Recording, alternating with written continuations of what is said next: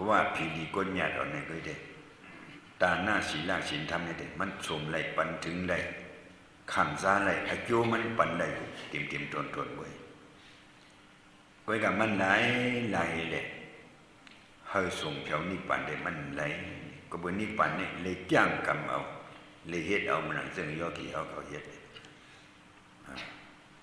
ศีลในบ่ห้ำพอกเปลี่ยนรูปเดียวนี่ก็มันจับถูกภาคีเนาะ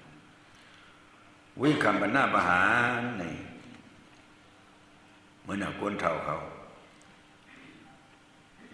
บอกว่าอายุอาสาเขาอย่างมาเอาบ่ในเงื่อนเวียนเปลี่ยนหมดศีลศีลศีลธรรม5ศีลสัพตุภาคิงอำพอกอำเปลี่ยนอำปองอำยอกตัวบ่ตายนี่ตมุสีตาในตัวตายปันมันรู้มันเดียวปันมันยอกมันปอกอำพอกอำยันศีลศีลศีลธรรมเฮานั้นกำมันปันที่ตัวตายเนี่ยตมุสีตา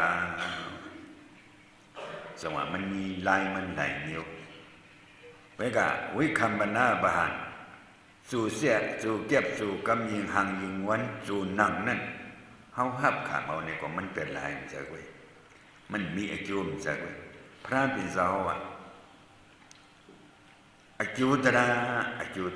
เมื่อนั้นอันโยกีเขาจ้างกรรมหมดเนี่ยข้าเจอหันตระอันเสร็จอันมันด้วยในตัวเขาหันกว่าเป็นรู้อันนี้ซาสะพออันยิงกรรมไว้ก่อนอายุมันเป็นไรหันยิงกรรมไว้อายุมันเป็นไรมันเหยื่อกว่าเด็ดไว้กาเขาดีเฮ็ดเอายิงกรรมไว้เลยเนี่ยก็อันเขายิงอันนั้นมันซ้ำทิมทดสังว่าเอาก็นางหื้อนางเอาก็เอาหังบ่เลยนางหื้อนางเฮ็ดก็เฮ็ดหังบ่ถึงที่บ่นี่มันจังดีเลยขามซาอายุมันอันพ้นดีในโลกาหลงเสียในสู่เก็บสู่กรรมได้ผู้มันมีตราอันนั้นยุ่มย้ำเสอันเฮามาจ้างกรรมศีลศีลหามันกึมอันมาเหตุการณ์วิปัสสนาบ่นี่ก็ด้วยหังญาณเดียวเฮาบ่คิดหังญาณเดียวบ่คิดหังญาณเดียวบ่หันสะโพตระอันเป็นมาติตูเฮานั่นบ่มันจะเลยว่าตระนี่มือเลอเผาเมืองผีมือเลอเผาเมืองสางมือเลอเผานิพพานมันจากที่ไรก็เห็นซะบ่เฮาบ่มใส่บ่นี่พิสูจน์ปันสัตว์ในกำเหนียวอโยตระนั้นมันเป็นไรมันดิเปิ้ป้าปันเฮามันดิเปิ้ป้าปันเฮาบ่เฮาเปิ้ตระก็ตระดิเปิ้เฮาบ่เฮาหลูทิ้งตระก็ตระดิหลูทิ้งเฮาก็บ่เช่นนั้นตระอันนั้นอย่าไปทางว่าบ่ไปเลยนิพพานบ่นี่ไปเลยขันธ์ซะอายุมันนี่เสตัวบ่ถึงนิพพานนี่อายุมันปันกว่ากำเดียวติฏฐานธรรมะวิดนิยกาติฏฐานธรรมะอันนั้นติฏฐานอันนั้นปันกำอยู่ธรรมะอันนั้นตระวิดนิยอันนั้นอายุมันที่เลยขันธ์ซะกว่าติฏฐานธรรมะเตเอาสัตว์นี่เตเอาตะเหลียวนี่บ่เฮายุ่มย้ำมันเม่นให้เนี่ยแจ้งกรรมกว่าอำพอกอำจันอำลู่อำเหนียวอำเฮืองอำเกิงบ่นี่สิตรานั้นซาตัวเฮาสิบ่นี่สิตรานั้นมันสิขึ้นเปิดป่าปันเฮาตราเปิดป่าปันเฮานี่ในโลกาหลงเสียไหนลองอยู่ลองกินลองเฮ็ดลองหาลองจามลองปองในโลกาหลงเสียไหนนี่ก็อโยตระนี่ติฏฐานธรรมะอโยตระนี่มันดีสวยแถมบันดงอยู่ลองกินเฮาหาบ่ง่ายใส่ลองเฮ็ดลองหาหาบ่ไม่ง่ายใส่ลองมังมีสิบ่หาบ่ขึ้นตราเนี่ยมันสวยแถมกำแถมสวยปานใดนี่พิสุปานสัตว์เนี่ยมันสวยแถมปานใดมันเปิดป่าปานใดดูเสียนั้นคันธาตูลุงเฮานี่ก็ตันทุเพอำเลยทุตันมีโยกะอันฮู้ให้ก็มันมีโยกะฮู้ให้อันโยกะอันที่อันใส่นี่ก็อันที่คือดูเฮาไหลตราเนี่ยมันเจ็ดเขปันอิสตะปหิตา มันใจแถมปันเนี่ยเจ็ดเคปันพี่ปันนอกก็มันเจ็ดเคปันเลยพี่ปันเนอก็มันเจ็ดเคปันเลยพี่ปันเนออันวันนั้นโยกาวิทนาเขาพอมาเนื้อเนื้อเลือดเนื้อตัวเนื้อใส่เขาก็สั่งมีเป็นพี่ปันเนอโยกาปันเนอโยกาปันนอกอย่างสุปันนอกอันวันรูปปันนอกมากซ้อมในเขียนมันกับมันปั่นมันซื้อไหนทราบว่ากุ้งพุ่งหมุนเงาตราเนี่ยมันอย่ากว้างเตี้ยอย่าบีไว้เมามังอย่าบีไว้เต็มโยเขายุ่มย้ำให้เลยจ้างกำซ้อมหมันแมนพอนี่ตราเนี่ยมันเปิดป้าปั่นเขาเตรียมตูเตรียมเสือเตรียมภาวะเตรียมสู่ข้างตางเขาเนี่ยมันปั่นเขาทุกข้าอยากขันเสือมันปั่นเขาช้ำสารตัวพวกเผียวนิพพานก็เบอร์เส้นยกอีเขาเนี่ยก็อย่าบีเฮ็ดเอาธรรมดามันก็ยุ่มย้ำแหมเฮ็ดกว่าจ้างกว่าซ้อมเพราะว่าอ่อนเขาสู่เขาในมาทุบมาญาเสโหมซุ่มเนี่ยสักหาพอเพียงพอสักเขาเนี่ยคัดเจอเขาเลยในเป็นที่พึ่งที่อิงเขาข้ามดังสังสารเสียมกาตัวบทถึงนิพพานหรือเสียนั้นที่พึ่งนี้ที่อิงนี้ที่อาโกลีมีสัมมีไหนไว้ก็บอกเช่นนั้นตราเนี่ยก็บอกว่า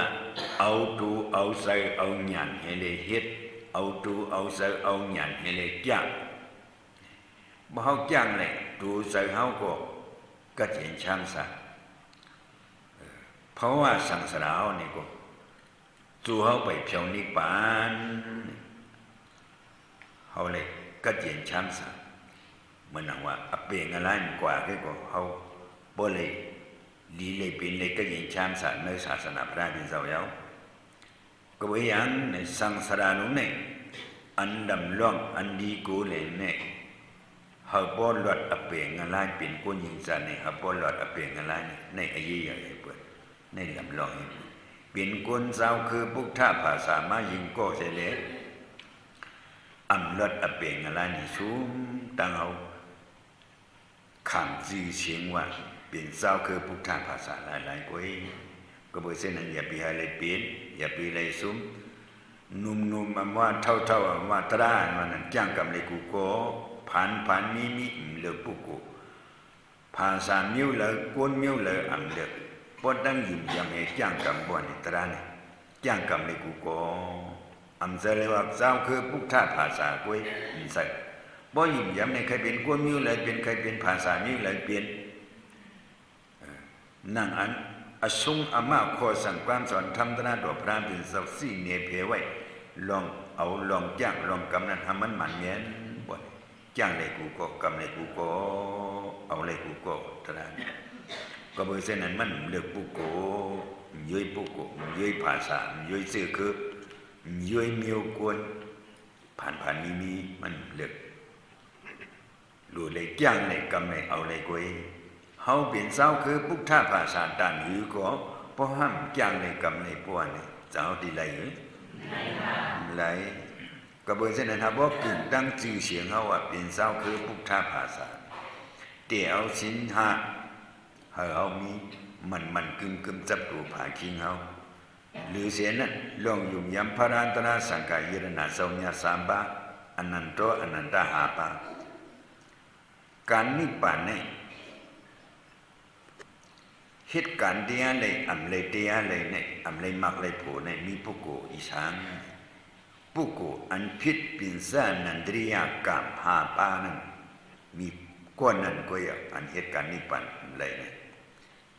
ปินซ่านันตริยากรรมพิษโปพิษพระราตราสังฆาพิษโปพิษเมพิษเสียสมาซื้อในเดเหตุการณ์นิพพานเลยกู้สู่ได้เลยนิพพานได้เลย1 มาก 1 ผูกว่ามันเลย1 มาก 1 ผูกว่ามันเลยเพราะว่าพิษปินซ่านันทริยากรรมเพราะดังว่าอำเลยพิษปินซ่านันทริยากรรมปินซ่านันทริยากรรมว่าอีช้างเนี่ยเมื่อนั้นเฮามีอูเมียบ่อูบ่เมียแหมบ่แหมเมียเอาเลือดอูเลือดเมียออกเอาน้ำตาอูเมียตกซึ่งในนักหนาปาปันบ่เห็นเมียเฮเสียสมัยพระรามตราสังฆาพระเป็นเสาเด่นมีกูสร้างต่างตัวคนห่างสร้างตูมันเสาไป อันกึศยันไม่เปิดว่าศาสนามันเจ้าเป็นสังฆะสังฆาเนี่ยเป็นกูสิเลกูซาตังดูเปิดว่าศาสนาตัวพระเป็นเจ้าตังข้อสุขข้อความน้ำลายอายปะพระเป็นเจ้าลานปันสอนปันห่อปันแต่เดชปันตะกาอุปาเนี่ยสังฆาเสาเนี่ยเป็นบุตรไปเตียนตังข้อสั่งความสอนตราตัวพระเป็นเสาซึ่งในเป็นสังฆาเสาก็บอกเช่นนั้นพอพิมพ์เมียนพระตราสังฆาเพราะว่านี่ก็อันนี้ปานปินสานนันทริยากรรมหาปาว่าพิษกรรมหาปาอันในเพราะว่าในสิ่งเหตุการณ์เทียนเลยมักโผนิบัติเลยนี่อเปียดมันนักหนาดานะเพราะนั้นว่าอำเลยพิษปินสานนันทริยากรรมหาปาในเพราะว่าในสิ่งเหตุการณ์เทียนนี่มันดีเลยอยู่อามาเลยถึกเลยมักเลยพูดถึกบ่พิษปินสานนันทริยากรรมเด็มแล้วก็บอกเช่นนั้นกวนอันพิษตามนั่นในกว่าสังดีมีก็มีเพิ่งก็บอกเช่นไหนอย่าไปให้พิษเมียนปินสานนันทริยากรรมว่าในการมักการผูกการนิพพานอันเฮาเฮ็ดอยู่ในอันกันจ้างกับหมู่นี่มันดีเลยอยู่ดำใส่เลยคัดใส่เลยจ้างกันก็บอกเช่นนั้นอันว่าเสียสมาอันตาจีสั่งสอนสงมาอันว่าก็มังปอกก็มันสั่งถูกสั่งเลยถ่อมในยินอสุงอามาขอสั่งความสอนตราตัวพระเป็นเสาบ่สั่งการเสายาหันเสาเอาสั่งสอนสงมาปันตะกาเอาเขาในก็อันหมอดิหมอไล่เด็ดที่หมอตุยในปับในผืนในทำในแกมันอันหมอเช่นนั้นบ่นี่ดาดิบ่ฮะบ่ฮู้ป้องเจียงเลี้ยงใส่มาสังไงก็บ่ใช่ไหน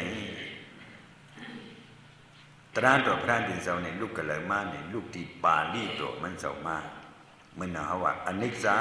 ทุกขะอนัตตาอันมันเป็นปาลีตัวพระดินเสาเพราะว่าอนิจจาทุกขะอนัตตาหลายๆบ่ในนี้ความใจเฮาสังป้องมันป้องความใจเฮาบ่ในเฮาที่เฮ็ดจังเฮ็ดจังเอาเพิ่นว่าอนิจจาก็เฮาว่าอนิจจาด้วยทุกยุทุกสามเฮามือก่อนผิดเตมันผิดก้อยห้ำป้องห้ำหูอติเปเฉพาะมันลึกลำกำผีกาหือเนืองอนิจจทุกขะอนัตตาลักษณะยี่สามปานอันนี้ดูตราเสนนี่มาเหี่ยวในลักษณะสามอันนี้ก้อยอนิจจาเหตุทุกขะเหตุอนัตตามีในก้อยกาก่อนป้นขึ้นพลังมาอนิจจทุกขะอนัตตาอันไปต่อเฮาเต็มป้องใส่เลี้ยงใส่เปิ้นว่าบ่เฮาว่าอนิจจาเป็นนิสังทุกขะเป็นนิสังอนัตตาเป็นนิสังทุกขานี่คือถามว่ากว่าเฮ็ดให้เห็นหน้าตาเนี่ยย่ำพวนี่เลยเป็นทุกขะซะหาเลี้ยงมีเลี้ยงมาเลี้ยงมีลูกเลี้ยงลูกเลี้ยงหลานเนี่ยเป็นทุกขะซะหาเงินหาค้ามาอุตสาหพิเศษเลยเป็นทุกขะซะเลยกว่าต่างเนี่ยย่ำพวนี่เลยเป็นทุกขะซะ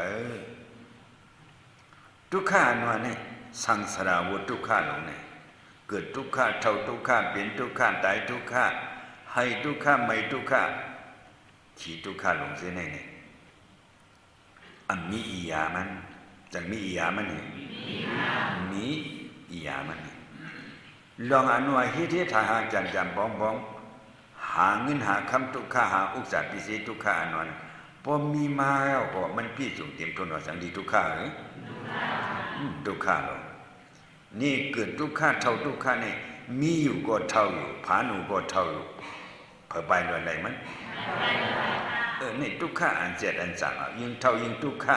ยิ่งอยู่หึงยิ่งทุกขาขันธาลงเนี่ยเท่าทุกขาเปลี่ยนทุกขา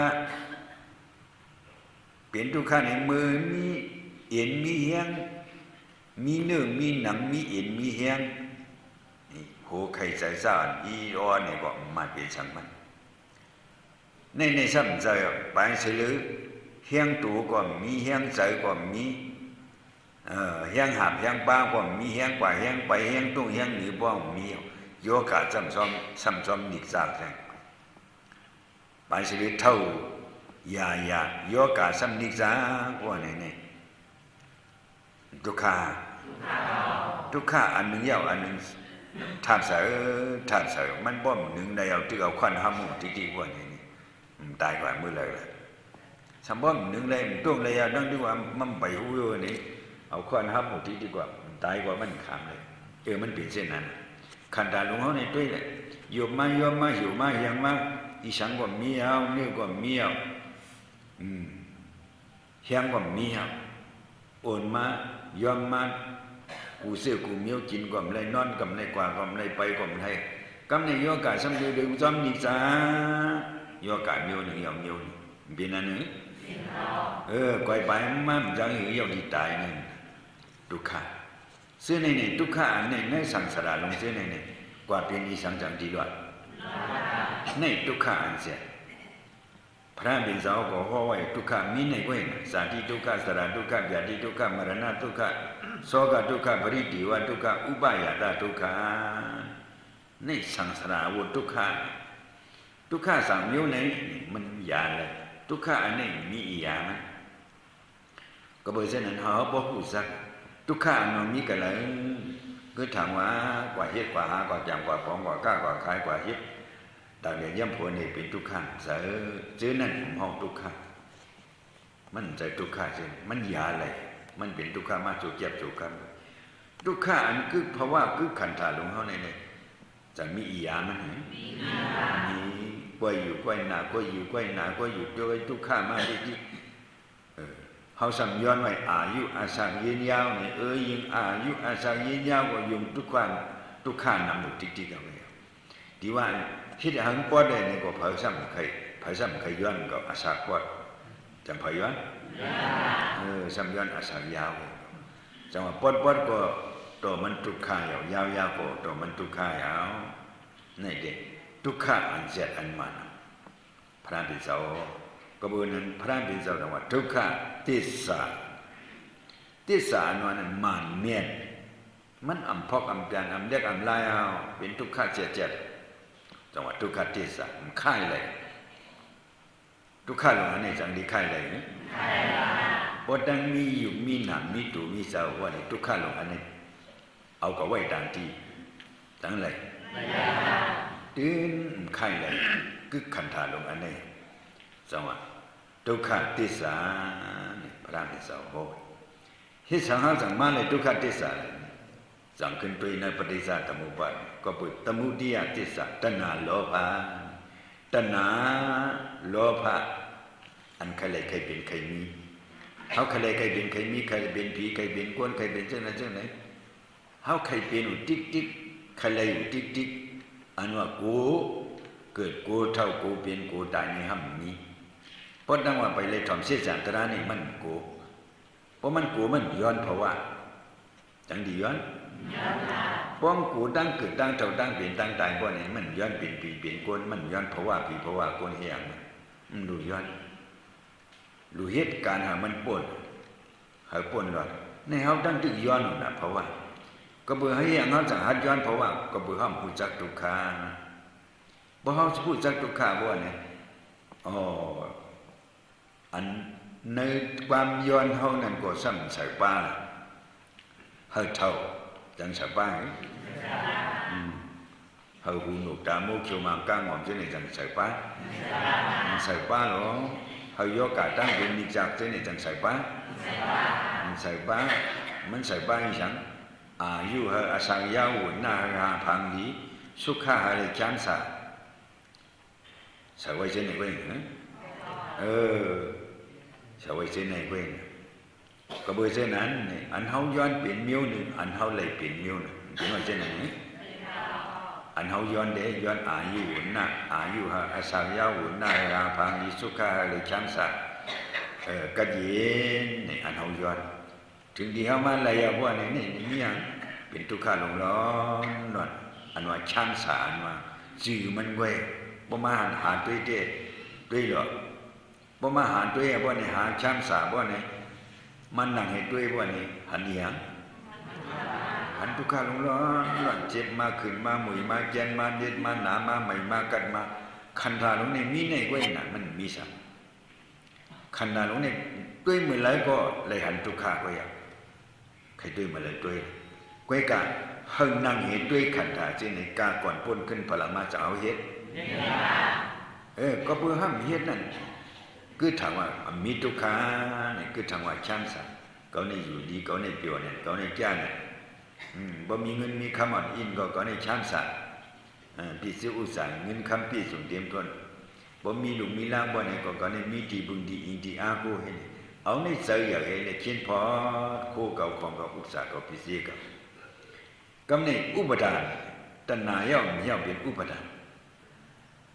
วินิยสัตวะพิสังสัตก้นสุขาวานอันปันทุกข้าวก็เบื่ออีสังก็เบื่อตัณหาเหอุปทานกามเห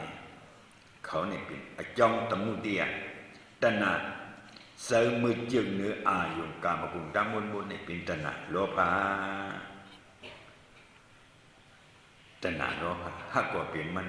โลภะก็เปลี่ยนมันตัณหาก็เปลี่ยนมันก็เบื่อตัณหาโลภะลงเนี่ยใช่ไหมมันกว่าหักอันเลยเนี่ยก็ที่อันมันหักเนี่ยจับจอยไว้ฮะจับจอยไว้เขียนพอดไว้อันจับจอยเขียนพอดเนี่ยเป็นอุปทานแต่ว่าคนนั้นเนี่ยพอดีตายมาอ่ะว่าเนี่ยอันมันอันไหนไอ้เยี่ยก็อุปทานมันก็มือเขียนพอดอันนั้นมันหักอันแล้วก็อุปทานมันก็มือเขียนพอดอันนั้นอุปทานเขียนพอดไว้เอาเนี่ยอุปมาเฉพาะมันก็มี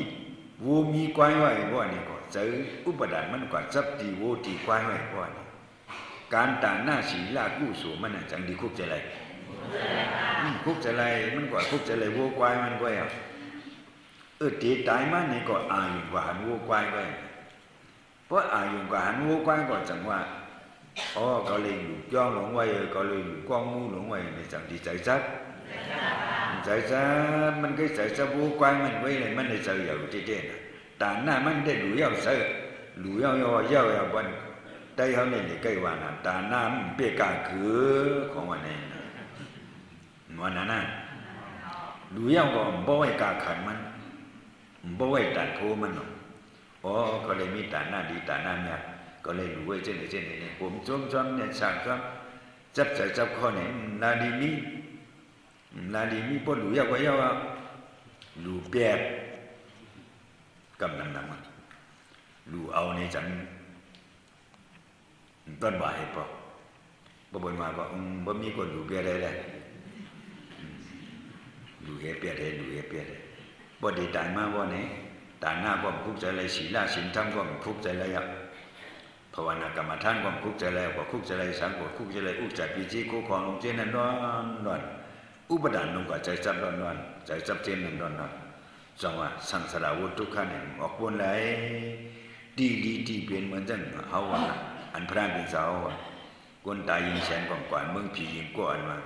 มันอยู่ดีกว่าละเมืองผีตายเห็นเลยฮะบ่คุกใจเลยตาหน้าศีลนี่มาบอกมาเฮาว่าเปิดมาล้อมหัวพ่อไว้เลยคุกจะเลยตาหน้าเมื่อหน้าคุกจะเลยสีลาเมื่อหน้านี่จอมันยินมันหูมูกองหัวมาก็เพียบตายุบเขามาก็ตาบ่คืออยู่มันบ่ลูกมัวดอกหูก็ยินเอาตาก็หันเอาชกก็จังลาดกว่าลาดปันมันนี่ก็จังดีหู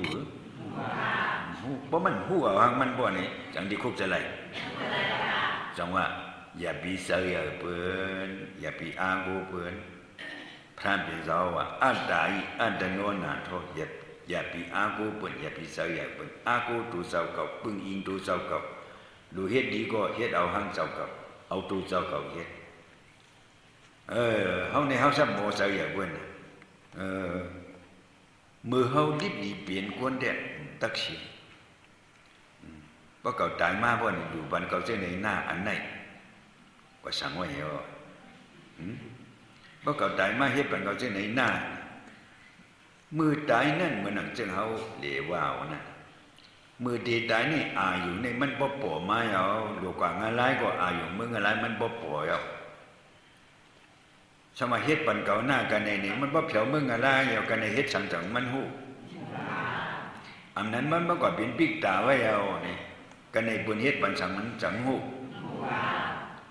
ปิกตาเนี่ยเพราะมันเป็นมิ้วอันสาธุเมื่อเปิ้นดูเปิ้นด้านเปิ้นอย่าน้ำบวยกู้สู่เพราะมันมาสาธุเลยเพราะเนี่ยมันได้ว่ากู้สู่มันเพราะมันมาสาธุเลยเพราะเนี่ยมันได้เอาใช่เลยกำเนี่ยเช่นซาได้ดูกับเป็นปิกตาลงอันอยู่หน้าห้วยหน้าลอยลงเป็นมิ้วตัวอันอ่ำหูความโกนนั่นเพราะเนี่ยเปิ้นเฮ็ดปันเปิ้นหวยกู้สู่ปันก็จอมดีมัวสาธุหรือ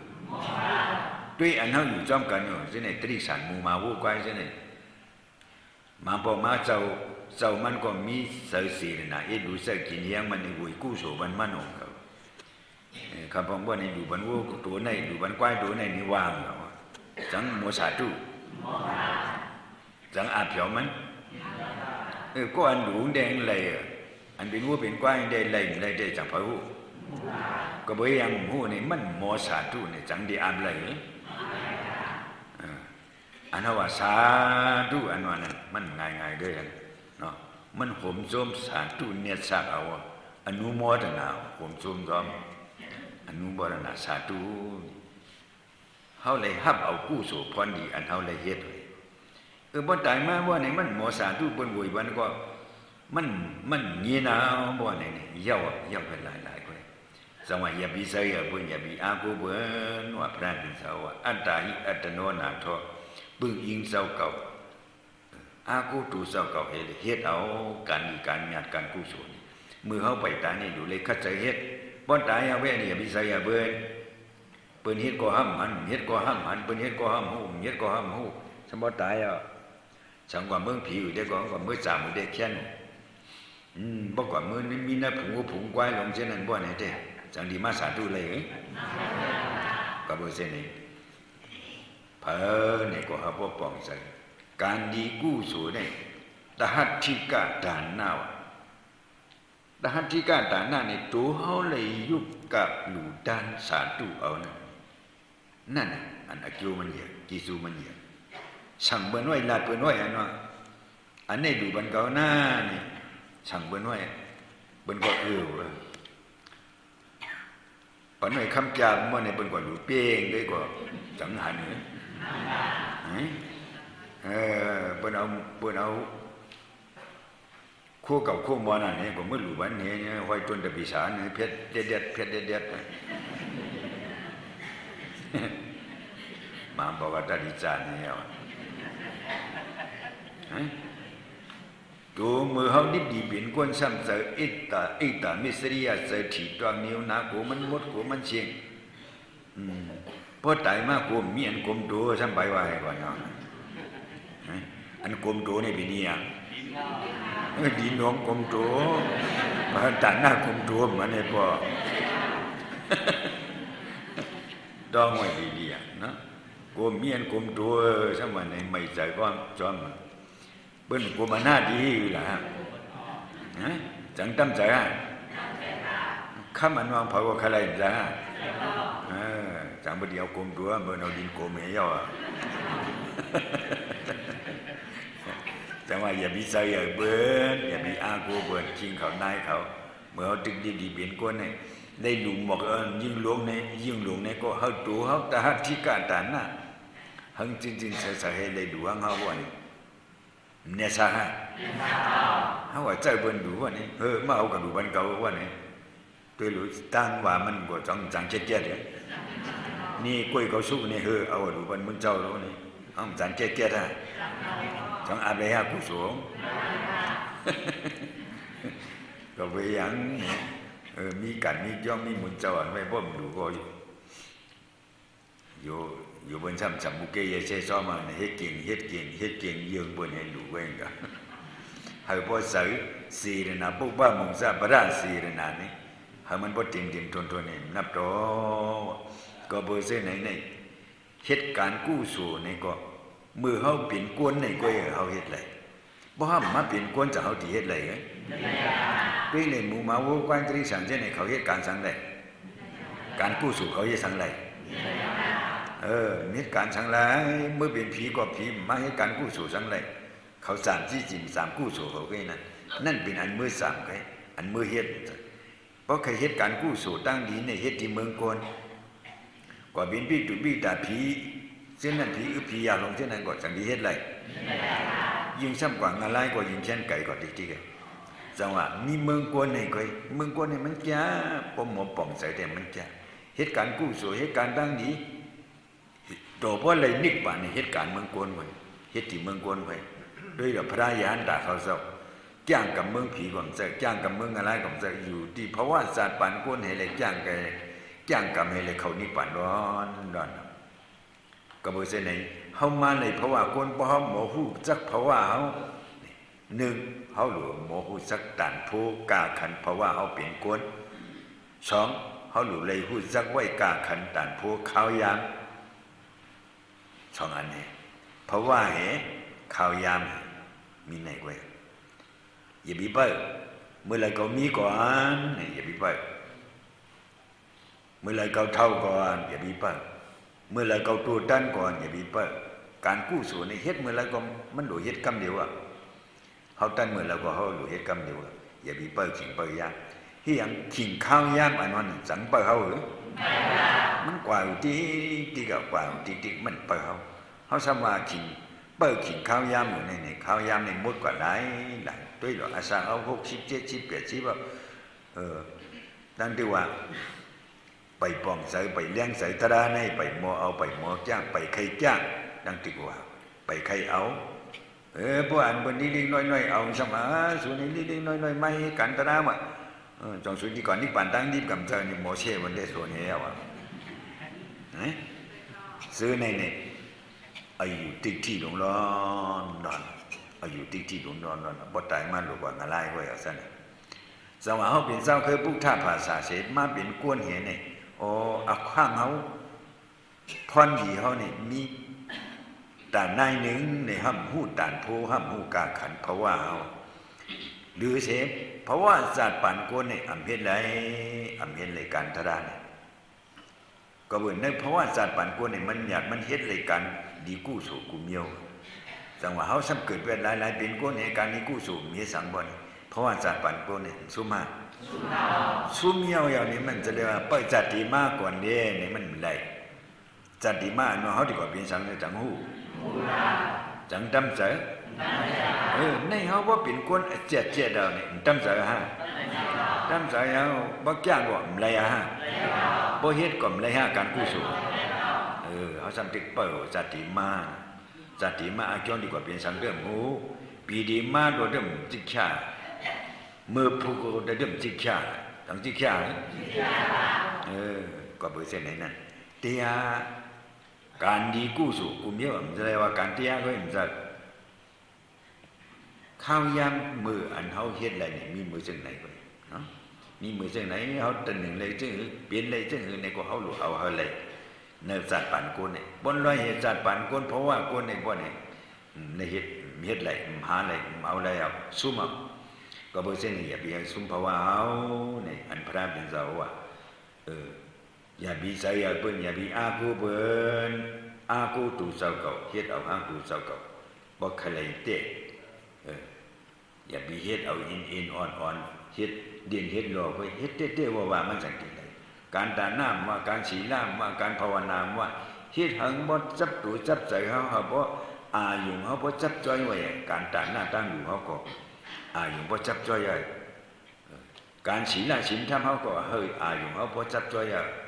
ดีกว่าเฮียนดีกว่าผิดอินกว่าเฮาบ่คุกจะแล้วก็มีศีลมีธรรมนี่เพราะมันคุกจะแล้วกูเฉยๆเพราะนี่มันมีศีลมีธรรมเมื่อไรนั่นจะก็มื้อตัวดองนึกย่องหวังมีศีลมีธรรมว่านี่บ่ลงเฮือนกว่าบ่ลงจ้องกว่าย่ำกว่าเฮียนกับหมู่เส้นนั้นก็มันตำใส่อากูเลยใส่เลยการนี้กู้สู่ในเฮาดีกว่าใส่ใหญ่เปิ้นอากูเปิ้นนี่มันไหลลู่ใส่ใหญ่ห้างเจ้าเก่าอากูตู่เจ้าเก่าเฮ็ดไว้ก็บ่เส้นไหนนึงการวิปัสสนาตรานี่ก็ยิ่งแค่นหน้าแค่นใจใหญ่เปิ้นเลยอากูเปิ้นนี่สิใจใหญ่เปิ้นมาเฮ็ดปันเฮาสังดีเลยมีเงินมีคำสั่งเปิ้นมาเฮ็ดปันสังดีเลยมันไหลดูเฮ็ดเอาซะไหนก็บ่เส้นในศาสนาดมุนคำพระเป็นเจ้าไปตั้งชุดตันหมดตันวดตันไว้เสียเอานี่เฮาเลยมาเกิดเป็นโกนเฮครบทบญาณในศาสนาพระเป็นเจ้านี่ กามเฮาดีมูลเฮาดีกุศลเฮาดีเตกุนก็เป็นเนี่ยศาสนาดอกพระเดชเจ้าทบญาเหตราก็เลยถ่อมเลยยินเลยหูเลยหาเนตูเฮาก็เลยคัดใจจ้างกรรมให้พ่อนี่อำลูกคัดใจให้กรรมเรียนชุนมันมีอย่างนั้นมีที่ดูเฮาคัดใจใส่คอเอาหังไหลก็เห็นต่างนิ้วจางหลวงบ่เฮาขิงเปิ้ขิงเปิ้ยานบ่นี่บ่ย่อกะตั้งเป็นนิจากมาอยู่ถึงจังดีไรmiêuมันจังดุดจังห้ามนี่ไอ้จ้องกูmiêuด้วยมันจะพอมาตรานาคาในยิงเดือนในมี2ปอกเองข่าวยามันยิงเดือนในมี2ปอกเว้ย10วันยิงปอก10วันยิงปอกตั้งกว่าตั้งมาให้15วันยาวหมดยิงเดือนในผู้สร้างเมตตาเลย2ตีเว้ยยิงปีในสัก22เดือนอันมุนเจ้าหลวงผู้สร้างเมตตาใน12ตีเหมือนกันยิงเหลือในสมิ2ปอกเองนี่บางทีในใครถ่อมตระใครยินตระในเขาก็กาขายเลยย้อนนู่ข้าวยามันจริงๆมุนเจ้ามันจะให้กว่าไปมันจะเห็นนะกูควายจังบนป้อผมเป็นตัวในกูจะได้ตังตัวก็มีเลยจังเห็นเมื่อเรื่องตะกาวเขาเลยถอนในนี้เลยคัดใจจ้างกันมาเอามีมา2ปีในซ้ำไว้บางอันนี้เฮ็ดอื่นเฮ็ดรออ่านหน้าป้านหน้านัวอ่านหน้าให้เลยเฮ็ดก็จังดีเลยกู้โสงจังดีเลยตรายืงเพิ่นไว้ก็จังดีเลยเฮาหลุดป่องใส่เนาะเฮาบ่ป่องความเฮา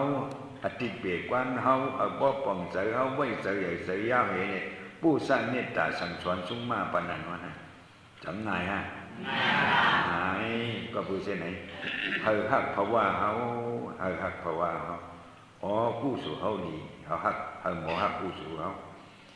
ฮาดีกามเฮาดีมูลเฮาดีกัดเย็นยีซีอำสุกอำยุ่งอำบนอำเก้าอำมีอันเนี้ยย่าอันพลักอันหลังอันเนี้ยอันเก้ามันเหี่ยวเลยเหตุการณ์ตรากัดเย็นเนี่ยตราก็เขาเลยถอดดีจ้างว่าเลยจ้างดีถอดดีนี่เลยหู้ดีป่องดีแจ้งดีความเฮาป่องความเฮาดีอยู่คัดใจด้วยในจังหวะเคยคัดใจก็ดีซุ่มข้าวยามมาซุ่มภาวะเฮาฮะก็บ่เช่นอย่าไปอะไรซุ่มข้าวยามอย่าไปอะไรซุ่มภาวะมาโยกีเอาเขาจำไกลข้าวยามเฮามาเห็นนี่อ่อนกันคัดใจคิวสร้างพระมันเสกันนะครับ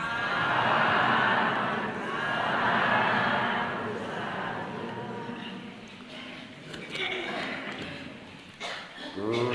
ศลมี